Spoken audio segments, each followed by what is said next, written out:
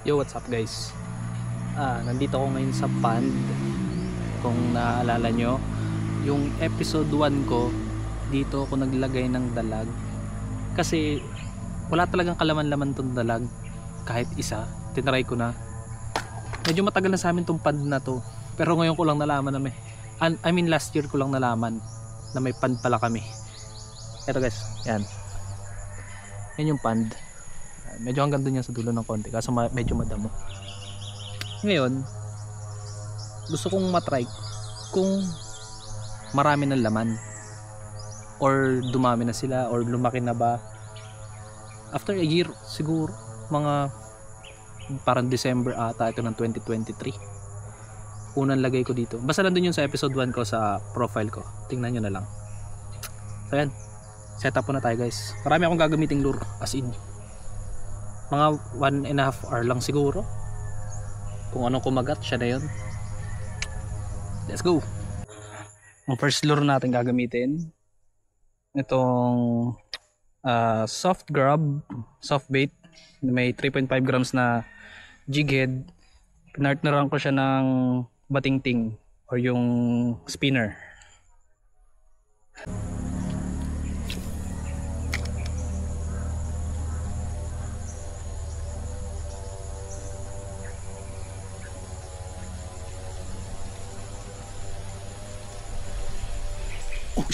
Strike maliliit. First strike. Okay, so ibig sabihin may dalag na guys.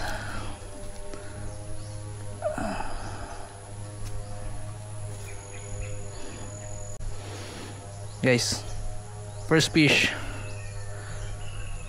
gumana siya dito. Siguro pang third cast ko lang.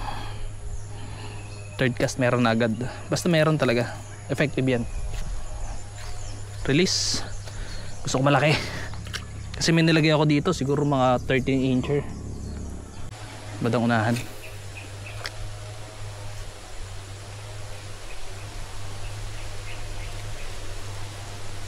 Medyo ipas retrieve natin.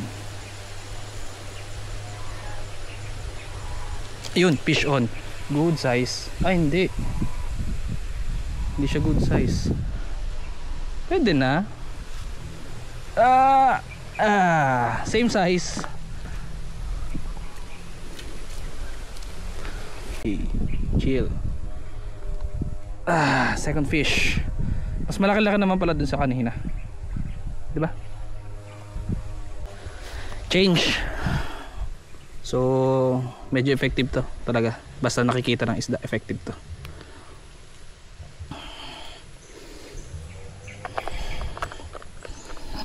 Next lure, tatap water naman tayo this time. Frog lure from Goture. Hindi siya sponsored.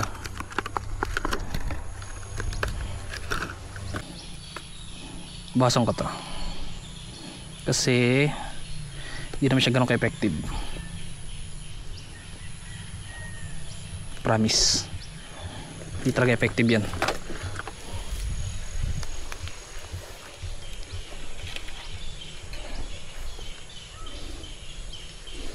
Frog lure incoming. Tap water. Long cast. Uy, hulog ka. Yon.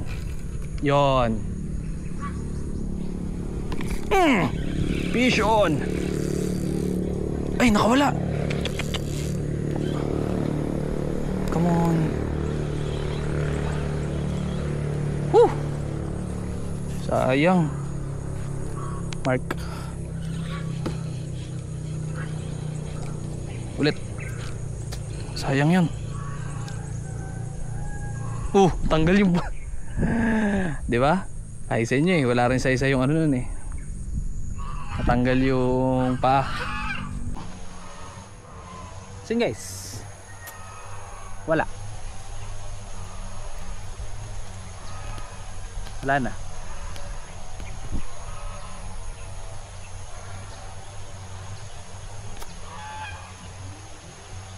So paano? Uwi na.